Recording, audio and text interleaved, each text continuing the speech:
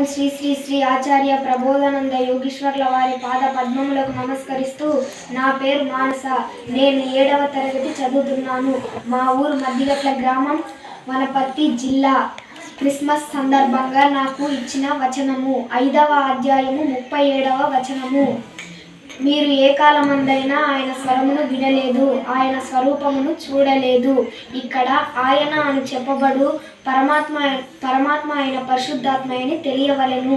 పరమాత్మ అయినబడు దేవునికి రూపము లేదు, అలాగే పేరు లేవు, అలాగే ఏ పనులు లేవు. అటువంటి దేవుణ్ణి ఎవరు చూడలేదు.